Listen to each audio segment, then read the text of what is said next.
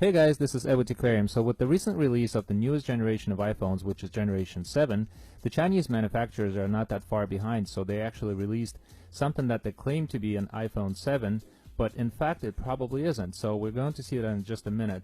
One of the other things that I do expect out of this is the hallmark of third-party manufacturers' mail packaging with tape.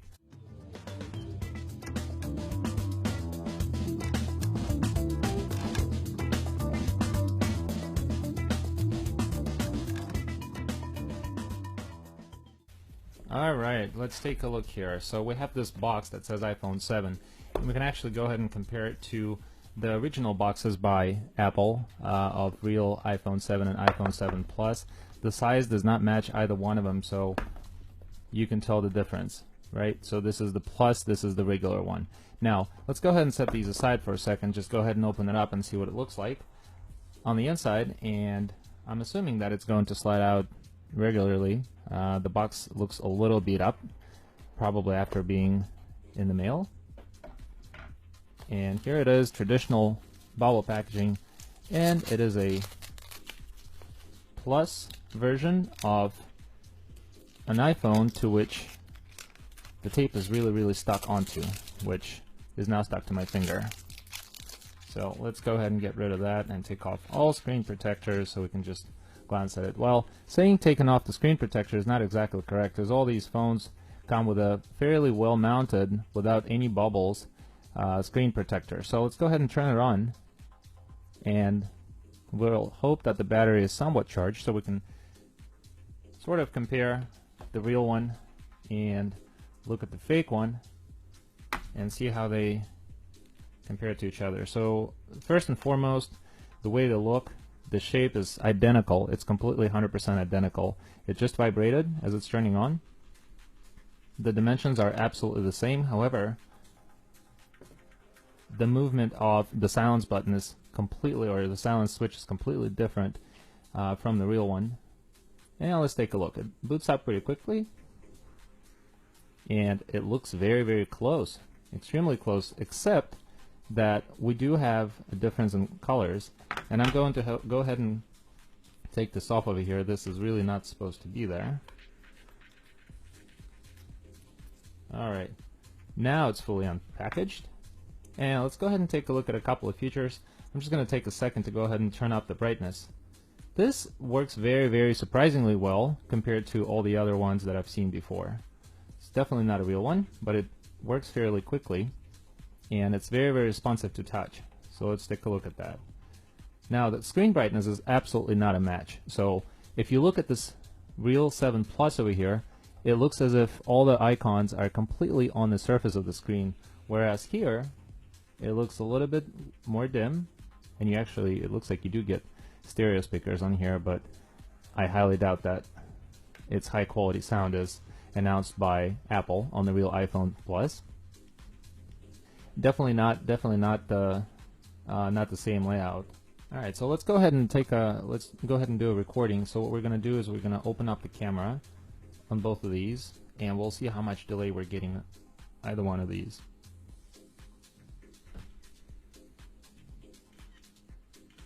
A much slower processing power on the right, on the fake device. Does not take the snapshots as quickly.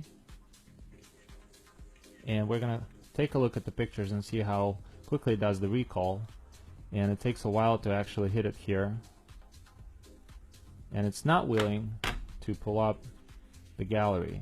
So it's completely not functioning here. There you go. So it took a while to come up.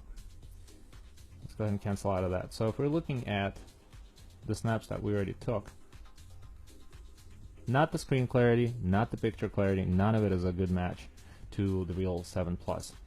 One of the other things is that you have a very characteristic click that you obtain when you push the button. Here you don't. You get a mechanical click from just how the button is made.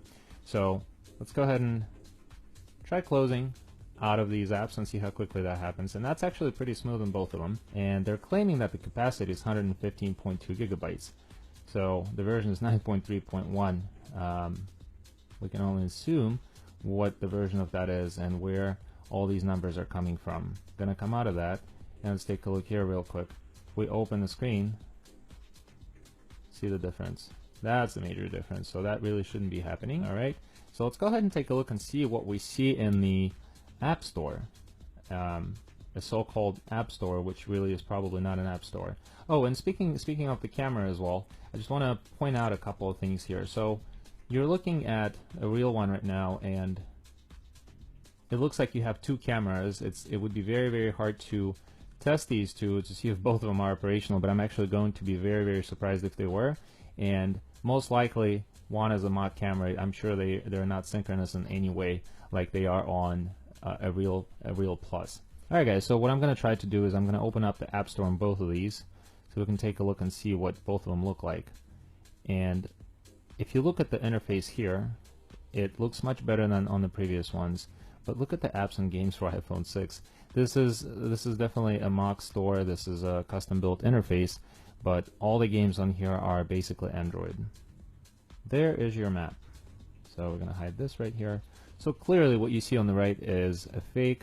We're not suspecting anything other than this because it was a third-party manufacturer out of China, and we're not questioning that this is truly an Android that's pulling the data for us from AutoNavi and others, as it says on the bottom here. Let's look at the messaging interface.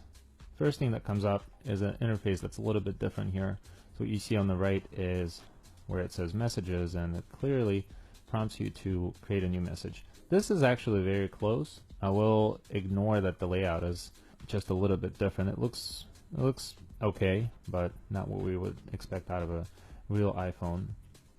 If you ever come across one of these, think twice before you get it. Now you kind of understand how they're different. I want to digress a little bit for a second and sort of put this down so we can just go ahead and take a look at, and did you notice how quickly it flips? The older generation fakes were not as agile, so there's definitely more processing power that we see today that we've seen about a year and a half ago when I released that very first video of the fake iPhone 6 Plus. Bubble wrap is something that you should definitely not be concerned with when you get a real iPhone and a bunch of pseudo-legal materials, and this is all you get. It looks like you get a charging station, you get a flimsy, very flimsy by the way, cord, and then if you take that out, I just lost, like what the f, I just lost the SIM removal tool. I'm not going to worry about lifting that up, but you don't get any headphones. So as you may know, the real iPhone comes with the headphones. Now let's take a look at the phone interface. Now the phone interface is very close to what it should be, although I did find a couple of differences here. All it is just you're looking at the upper band here where it says no SIM or no service, but the layout and the font is a little bit different. Middle part is almost identical in the layout except the thickness of the concentric circles that surround the numbers, and then here on the bottom you will have the keypad as the rightmost option on the fake, which is the second to your right option on the real one. So again, it's a failure and we're not expecting anything else out of it. Let's go ahead and take a look on the outside one more time. The dimensions here are quite precise and quite accurate. If you look at the lines here on the fake, the white over here is a little bit thicker, which you may not be able to see precisely on your screens right now. Let's look at the back. You have the quad flash over here on the real one. What it looks like over here, it looks just one LED light. So this is all you're expecting as far as the flash. So let's go ahead and open that up.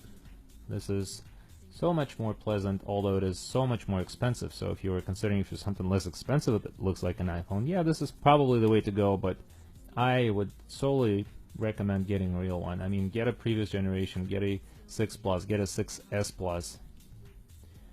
Don't go for this knockoff, because you will, over time, you will not be happy. Not the same screen brightness, not the same anything. Alright guys, so what can I suggest to you? The only thing that I can suggest, you want to get an expensive phone, get a used, find it in a decent condition, get a decent iPhone 6 Plus or a 6S Plus, if you're going for a large device, don't go for this. You're not going to be happy with it, and I can almost guarantee you this. If you're really trying to prank your friends, that's probably the way to go. And by the way, guys, this video is a contest and it's a giveaway. So post your comments down below, and the best comment will actually earn this device, and I will ship it to your home address. Now, as always, thank you for watching. This was Edward Aquarium. I'll see you in my next video very soon. I wanted to tell you about sellcashier.com. So you just got your new iPhone. What will you do with your old one? You may be thinking of selling it on eBay, Craigslist, and so on, and it is definitely a hassle. Now you don't have to do that. Now you can sell it through sellcashier.com. They compare the actual prices of iPhones and give you the best price for your iPhone that you are trying to sell, and the good thing is that you are guaranteed the best rate, and you also get a free shipping label.